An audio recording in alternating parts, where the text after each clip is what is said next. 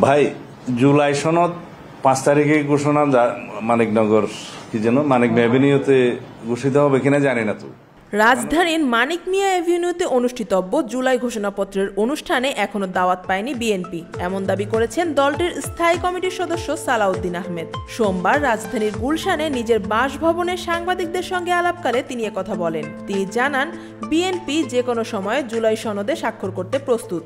সালাউদ্দিন আহমেদ আরও জানান, সনদ হাতে পাওয়ার পর 30 তারিখেই কিছু সংশোধন সহ জবাব দিয়েছে বিএনপি।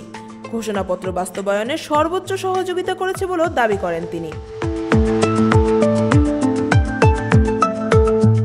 জুলাই ঘোষণাপত্র প্রসঙ্গে সালাউদ্দিন বলেন, প্রস্তাবের জবাব বিএনপি ফেব্রুয়ারিতেই দিয়েছে। 26 মার্চকে উপস্থাপন না করায় দলটি দ্বিমত পোষণ করেছে। এছাড়া রাষ্ট্রীয় ও সাংবিধানিক স্বীকৃতি ৪র্থ তফসিলের মাধ্যমে দেওয়ার প্রস্তাবও জানানো হয়েছে।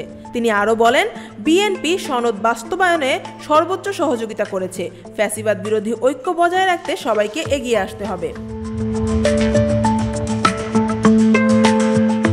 সালাউদ্দিন আহমেদ আরও জানান, জাতীয় ঐক্যমত্য কমিশনের সংস্কার কমিশনের 19টি মৌলিক বিষয়ে আলোচনা হয়েছে। এর মধ্যে 7টিতে বিএনপি নোট অব ডিসেন্ট দিয়েছে এবং 12টিতে একমত হয়েছে। সালাউদ্দিনের অভিযোগ, বিএনপি সহযোগিতা করছে না এমন দাবি ভিত্তিহীন। সংশোধনী প্রস্তাব মেনে না নিলে ঘোষণাপত্র পাঠের পর বিএনপি পরবর্তী প্রতিক্রিয়া জানাবে বলেও তিনি জানান। জুলাই ঘোষণাপত্রের অনুষ্ঠানে বিএনপিকে এখনো দাওয়াত না দেওয়া হলেও দলটির নেতারা বলছেন, ফ্যাসিবাদ বিরোধী ঐক্যের স্বার্থে যে কোনো সময়ে সনদে স্বাক্ষর করতে প্রস্তুত BNP. Afia Akter, desk report, Dhaka watch.